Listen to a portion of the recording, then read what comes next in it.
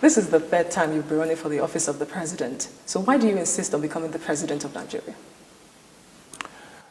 Well, first of all, let me start from a private perspective. I have many kids, children. I brought them up well, sent them to the best schools, both within Nigeria and outside.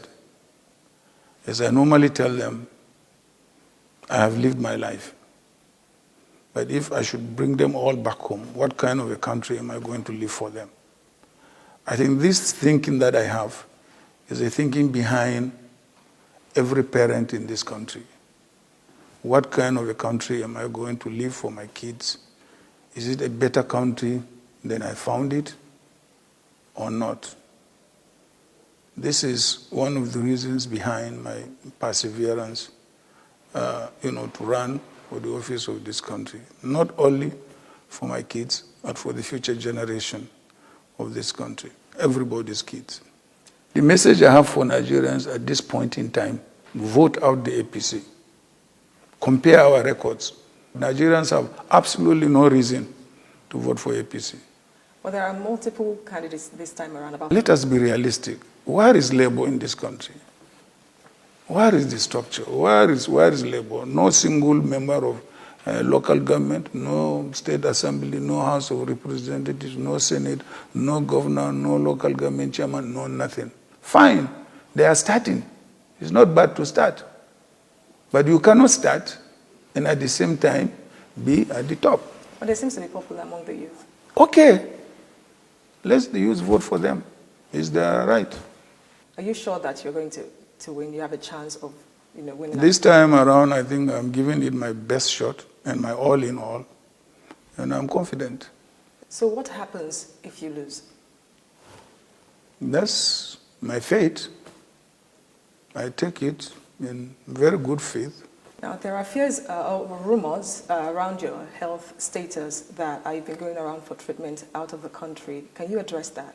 I don't go for any major treatment abroad other than normal medical checkup. The only medical problem I have was, if you recall, in 2006, in an election year like this, I tripped from staircase, and injured my knee. And I went to Germany for treatment. I didn't have any fracture. I just have what they call a tendon rupture. And then the tendon was brought back and sewed. That's the only sickness I have. And if the electoral authority says we should produce our medical report, I'm ready to produce my medical report. In essence, are you saying that if you win the election, you're not going to travel out of the country for any form of medical attention? As long as whatever medical attention I require is available in the country, I will avail myself of that facility. But if it is not available, what do you want me to do? To sit down and die? As the president, you'll be, of course, you have all. Which is going to be cheaper for me to bring in medical personnel from abroad and equipment, or to fly in and out, whichever is cheaper for the country. That's what I'm going to do. The APC wants you disqualified, and this is, of course, based on a leaked audio alleging that was your voice admitting to some corrupt practices. What can you say about that? Well, all what I know, all corrupt practices or corrupt allegations against me have been investigated in this country more than anybody else, and nothing was found against me. Well, this is a new audio. Was that your voice or not? And that audio has disclosed nothing new. It's not your voice? Nothing new. All the regions in Nigeria are facing one security challenge or the other. There is insurgency, banditry, farmer-elder clashes. I can go on and on. So what plans do you have when it comes to security if you win the election? Well, there are a number of approaches we have designed as a party and also as a presidential candidate. One of them is more boots on the ground, more equipment, and more training. The second aspect of that is also to consider creating state police where necessary, and so that you can have more levels of policing at various levels, at the state level, at the local government level, at the federal level. Okay, see, the country's economy is also struggling at the moment, and there is high inflation rate, which is hurting many Nigerians. Can you talk to me about your economic strategy? Well, we have said that one of our major economic plan is how do we get, massive private sector involvement in our economy. In other words, getting the private sector really to come in and pump as much investment as possible by giving them a lot of incentives. And of course, the second aspect of it is to make sure that we devolve, more powers to the states and also the local government by reducing, the size of the federal government. Every investor wants a secure environment. That's why, in my 5-point program, you will see that security is topmost. First of all, we must make sure that we restore security. Once we are able to do that, and then we give the private sector incentives to come in, and invest in the country, you will see how massively they will come. Nobody will ignore a large market in Nigeria. This is one of the largest market on the continent of Africa. ASU strike is a recurring problem. So what are you going to do to address the issues around funding of universities to, reduce? I believe we have the capacity to fund universities to the barest minimum, and then particularly is all on the issue of payment or delayed payment of salaries. I think it's recklessness and lack of leadership. Nigeria can afford to pay its lecturers in time and good pay for that matter.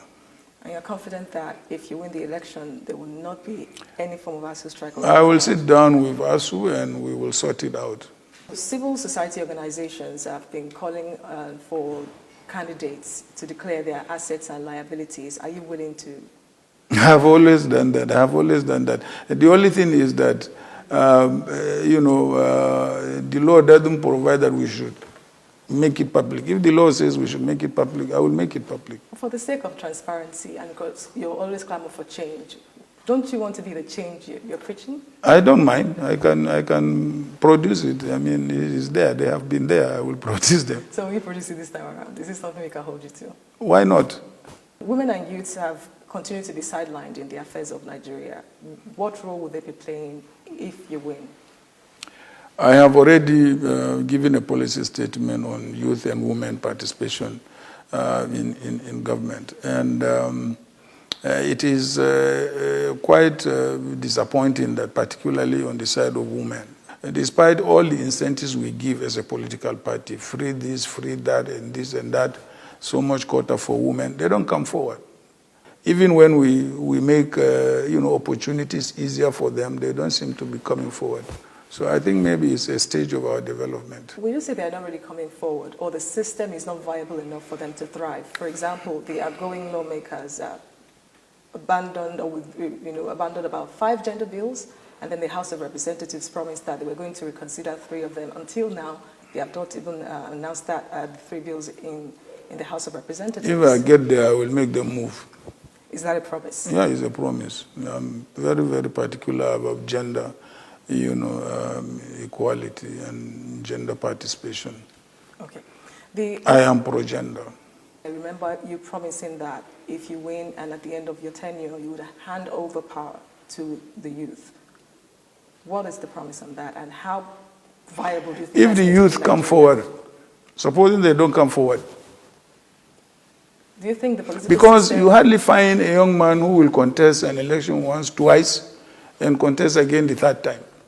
It requires perseverance, it requires consistency, and it requires patience. The youth may seem too much in a hurry.